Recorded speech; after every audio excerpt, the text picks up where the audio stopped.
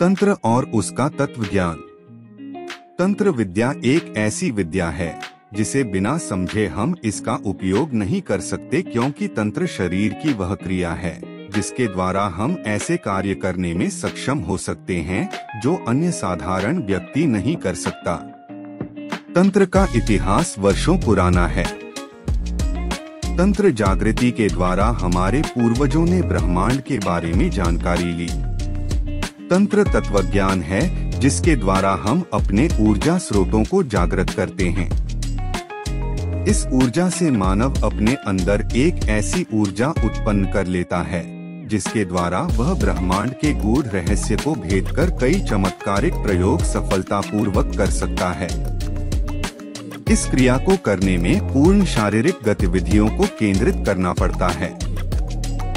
जिस प्रकार ऊर्जा एक सर्किट के द्वारा बनती है और यदि ऊर्जा तरंग रुक जाएं, तो सर्किट पूर्ण नहीं होता, उसी प्रकार हम अपनी शारीरिक क्रियाओं द्वारा अपने ऊर्जा क्षेत्र को जगाकर तरंगों द्वारा एक आज्ञा चक्र का निर्माण करते हैं, और यदि यह आज्ञा तंत्र नहीं जग पाता तो मनुष्य पागल जैसा हो जाता है।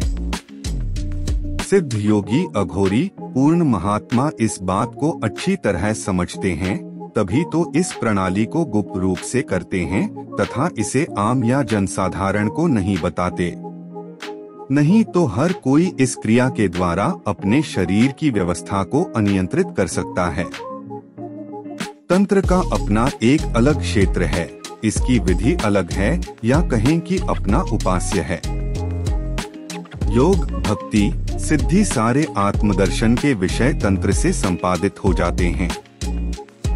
तंत्र के प्राचीन ग्रंथों में कूर्म चक्र को विशेष स्थान दिया गया है।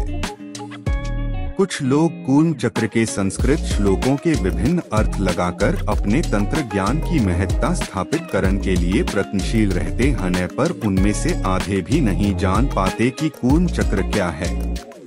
कूर्म चक्र प्राकृतिक रूप से किसी इकाई में बनने वाला एक प्रकार का ऊर्जा चक्र है। इस कार्य को करने के लिए एक विशेष आसन क्षेत्र का निर्धारण किया जाता है। निर्धारण होने पर इष्ट देवता एवं गुरु का संकल्प लेकर अभिमंत्रित जल से शुद्ध करके मंत्र द्वारा सुरक्षित किया जाता है। तंत्र विद्या की उत्पत्ति पृथ्वी के उत्पन्न होते ही हो गई थी। यह सब जीवों में एक समान होती है। मानव सभी जीवों में ज्यादा समझदार एवं विवेकशील है, इसलिए वह इस क्रिया को करने में सक्षम है। जब तक कोई इसे पूर्ण रूप से समझ नहीं पाता, तब तक उसका पूर्ण विश्वास एवं एकाग्रता जागृत नहीं हो सकती। बिना विश्वास एवं एकाग्रता से कोई कार्य सफल नहीं हो सकता, क्योंकि इस एकाग्रता और विश्वास को जगाने के लिए मनुष्य को अथक प्रयास करने पड़ते हैं। इसलिए ऐसी जानकारी कोई किसी को नहीं देता। अधूरे ज्ञान से अज्ञानी अपने प्राकृतिक स्वरूप को बिगाड़ सकता है। इसलिए असफल लोग इस विज्ञान को एक अप्राकृतिक क्रिया का पाखंड भी कहते हैं। ब्रह्मांड रहस्य में इस विषय पर काफी जानकारी है। तंत्र क्रिया द्वारा जो ऊर्जा उत्पन्न होती है, उसमें से एक तरंग एवं सूक्ष्म कण निकलते हैं, जिनके द्वारा साधक एक अजीब अवस्था में आता है। ये तरंगें व्यक्ति को सूर्य, चंद्र, पृथ्वी के गुरुत्वाकर्षण से अलग करती हैं। जब साधक गुरुत्वाकर्षण के बाहर होता है तो वह मनचाहा कार्य करने में सक्षम हो जाता है। इसके लिए हवन एवं मंत्र की भी आवश्यकता होती है। आज विज्ञान ने भी काफी तरक्की कर ली है, जिसमें इन तरंगों की भूमिका अहम है। तरंगों द्वारा संचालित संचार व दूरदर्शन माध्यमों से विश्व भर की जानकारी हम घर बैठे प्राप्त कर लेते हैं। प्राचीन काल में हमारे ऋषि मुनि या सिद्ध पुरुष तंत्र विद्या के गहन अध्ययन से हर बात की जानकारी प्राप्त कर लेते थे।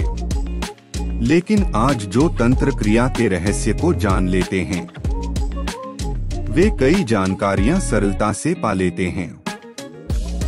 हवन एवं मंत्र द्वारा इसी तरह हम हवा में तरंग उत्पन्न करते हैं। और हवन व जप द्वारा जिस कार्य को सिद्ध कर लेते हैं। इसलिए हवन की रात उसके धुएं व चरणामृत को भी चमत्कारिक माना गया है। अनुष्ठान में उपयोग सामग्री एक विशेष प्रकार की तरंगें उत्पन्न करने में सहायक होती है। हमारे ग्रंथों में लिखा है कि बकरे, खरगोश और भैंसे में दुर्गा, सरस्वती और काली की तरंगें अधिक होती हैं। इसी प्रकार जड़ी बूटियों एवं समिधा का भी अलग महत्व है। इन सब से उत्पन्न तरंगों को प्राप्त कर मानसिक ऊर्जा द्वारा किसी भी लक्ष्य को पाने से ही तंत्र के चमत्कारिक प्रभाव उत्पन्न होते हैं। इसलिए जो लोग इसे जानना चाहते हैं उन्हें स्वयं जानने के लिए प्रयत्न करना चाहिए। पेड़ पौधे तरंगन छोड़ते हैं, उनके पास जाने से मनुष्य की तरंगें भी उनकी तरंगों से जुड़ जाती हैं। दोनों तरंगों को साधारण मनुष्य भी जान सकता है। उदाहरण के लिए व्यक्ति नीम एवं इमली के पेड़ के पास जाकर अनुभव कर सकता है। रुद्राक्ष के बारे में तो हर व्यक्ति जानकारी रखता है। तंत्र शास्त्र में रुद्राक्ष का महत्व भी है। रुद्राक्ष के मुखों के अनुसार उसकी ऊर्जा होती है। तंत्र भी एक प्रकार की चमत्कारिक ऊर्जा उत्पन्न करने की क्रिया है। रुद्राक्ष धारण करने से हमारे शरीर की ऊर्जा एवं रुद्राक्ष की ऊर्जा मिलकर हमारे दिल, दिमाग और शारीरिक क्रियाओं को अधिक गतिवान एवं ऊर्जावान बना देती है। इसी प्रकार एक बांदा तंत्र है। बांदा एक प्रकार की वनस्पति है जो भूमि पर न उगकर किसी वृक्ष पर उगती है। यह परजीवी है, अर्थात यह दूसरे पौधे पर उत्पन्न होकर उसके गुण, धर्म व ऊर्जा ग्रहण करती है। बांदा आम, जामुन, महुआ आदि पेड़ों पर आसानी से देखा जा सकता है। तंत्र शास्त्र में वृक्ष भेद के अनुसार उस पर उगे बांदा के प्रयोग व प्रभावों का विस्तार से वर्णन है। बांदा में दो वनस्पति समूहों का मिश्रण होने से एक अलग शक्ति बनती है जो 2 न होकर 11 की शक्ति के बराबर होती है। बच के बांदे से व्यक्ति अपनी वाक शक्ति बढ़ा सकता है, तो साखोट का बांदा सिद्ध करने के पश्चात एक अदृश्य शक्ति प्रदान करता है जिसके द्वारा हम भूगर्भ की जानकारी ले सकते हैं। कैथ के पेड़ का बांदा धारण करने से व्यक्ति शस्त्रघात होने पर भी नहीं मरता। अशोक का बांदा व्यक्ति में शक्ति का संचार करता है। अनार का बांदा घर में होने से दुष्ट ग्रहों का प्रकोप, नजर टोना आदि प्रभावी नहीं होते। इस प्रकार हम तंत्र द्वारा उत्पादित ऊर्जा अलग अलग क्षेत्र में प्राप्त कर सकते हैं। वाराही तंत्र के अनुसार तंत्र के 9 लाख श्लोकों में से 1 लाख श्लोक ही भारत में हैं। तंत्र विद्या भारत में ही नहीं अपितु नेपाल, जापान, चीन, भूटान में भी विभिन्न रूपों में देखने को मिलती है। तंत्र को तिब्बती भाषा में श्रृंगयुत कहा जाता है। यह ग्रंथ 98 भागों में है। इनमें कई ग्रंथों का भारतीय ग्रंथों में अनुवाद है। योग भी एक प्रकार की तांत्रिक क्रिया है जिसके द्वारा हम अपने अंगों में ऊर्जा जागृत करते हैं तथा उससे लाभान्वित होते हैं।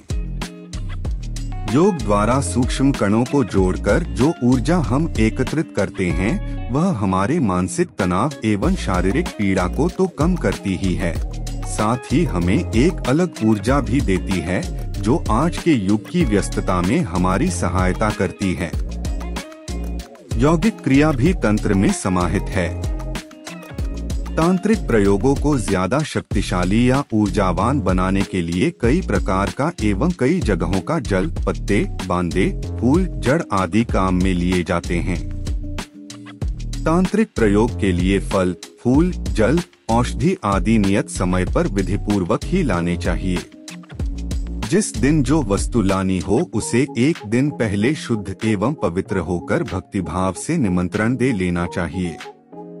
कुएं में, बिल में, मंदिर एवं श्मशान में स्थित वृक्ष अच्छे नहीं होते।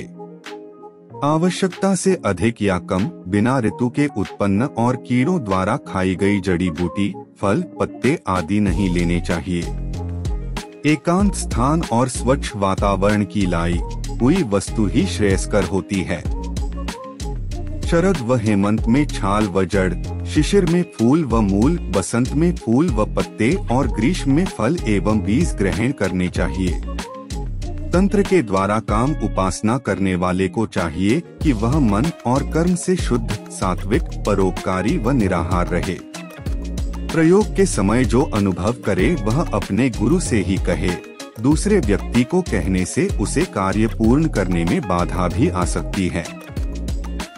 वशीकरण के प्रयोगों में साध्य की कामना अवश्य करनी चाहिए।